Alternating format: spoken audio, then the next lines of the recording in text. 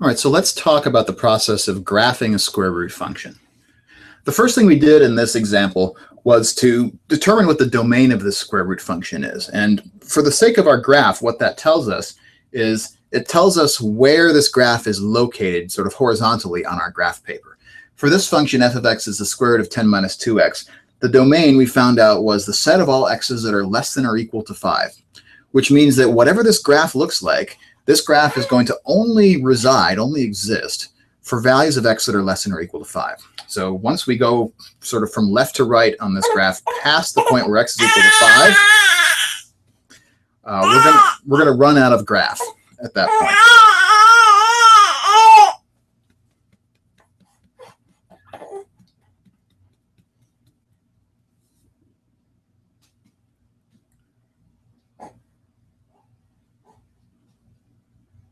So with all that said, how do we then come up with the shape for this graph?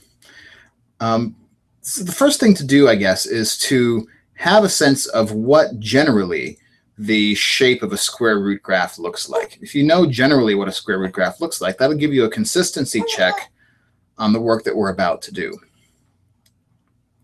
So let's do that real quick. And then we'll sort of see where to go from there. So because a square root is the inversion of a square, and square functions that are quadratic, typically have graphs that are U-shaped or possibly upside down U-shaped, right? So these are graphs that have x squared terms in them. Because a square root flips that operation around, because it's the inverse of it, it trades out the x values for y values on our graph and has the effect of turning those parabolas on their side. So they look like this or this. The problem with those, though, are that we can't have a function whose graph contains two different points that have the same x value. After all, for a function, if I plug in a single x value, I should get a single y value out. And these sideways parabolas don't do that. So for the graphs of square root functions, what happens instead is we only get half of one of these parabolas on its side. So we either get one that looks like that, or we possibly get one that looks like this, or we possibly get one that goes this way, or we possibly get one that goes this way. The point is that it's going to look like half of a parabola, and it's going to stop at some point. This little point here at the end, they call it the vertex. That's going to be the place where this graph peters out. And as you might expect from the domain that we determined of this particular function f, that's going to be right where the domain also runs out as well. So that's what the general shape of these square root graphs should look like. To get more specific about our particular f, all we're going to do is come up with a table of values. This is as sophisticated as I want to be for the sake of our course. In a later course, like a pre-calculus course, you might cover some more elegant ways of coming up with graphs of functions using what are called graph transformations. But for our purposes, we just need to choose some values of x and then determine the values of f of x that accompany them. And that'll give us the points that we can plot on the coordinate system and then just connect those dots with a smooth curve to get the graph of this function. Now, what values of x should we choose? The broad answer is it doesn't matter. As long as we choose enough different x's such that our points are going to give us a basic sense of the shape, then we should be all right. But in our example, we know something else. We know that we cannot choose any values of x that are greater than 5. Right? If I tried to choose 6 or 10 or something like that for an x value, I'm going to get no real value for f of x for those x's. So I don't want to choose those. So the values of x that I choose should be x's that are less than or equal to 5. So let's choose 5 itself. And then maybe we'll also sort of back up and choose values like, I don't know, 3. Let's also choose a value like, I'm just randomly picking some values that might give us some nice numbers to work with here. And then negative, let's just do these 3 values, -3, 3, and 5. for no particular reason. Now, I'm pulling those numbers out of a hat. You can pull whichever numbers you like. I'm choosing these because they're going to give us some nice numbers to work with here in a moment. But then for each of these, what I'm going to do is plug those x's into my function to determine my y's. After all, that's what a graph means, a graph of a function. Y and f of x mean the same thing when we're talking about a graph. So if I want to know the y coordinates of points, I should pick some x values and plug those x values into our function. So what's f of 5? It's the square root of 10 minus 2 times 5.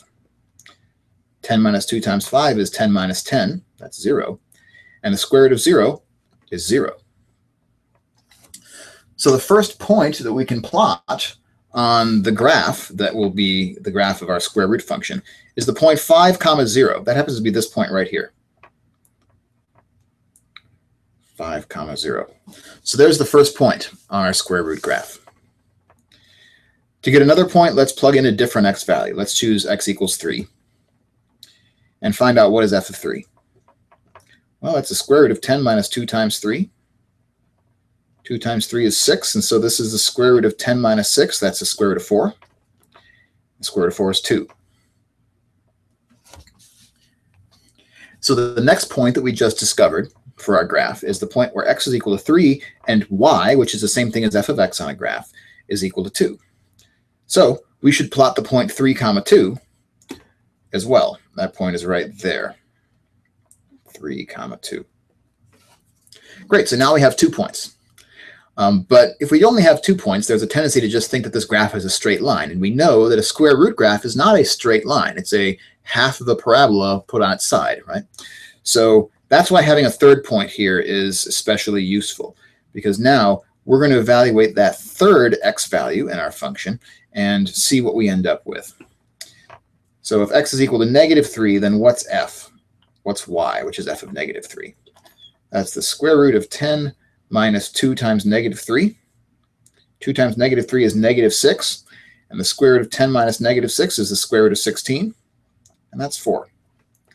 Maybe now you see why I chose the x values that I chose. Every time I end up with a square root that turns out to be a whole number. You don't have to do that.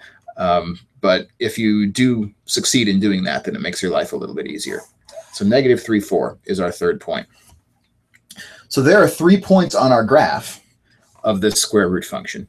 And that should be enough for us now to be able to draw a plausible graph for this square root.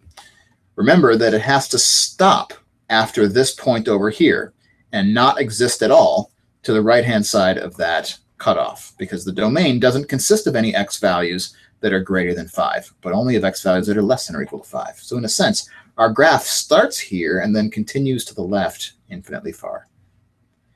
And so our half of a parabola on its side ends up going out in that direction.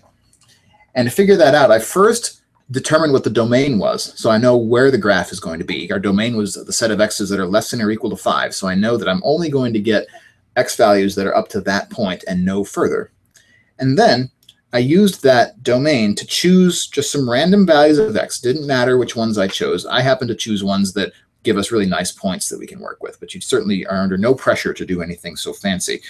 Any values that you choose will work as long as you then plug them into the function and determine the y's that accompany those x's. And if you're graphing a square root, you'll want to get at least 3 different points to make sure that your graph has the appropriate shape and is in the right location wherever you need it to be.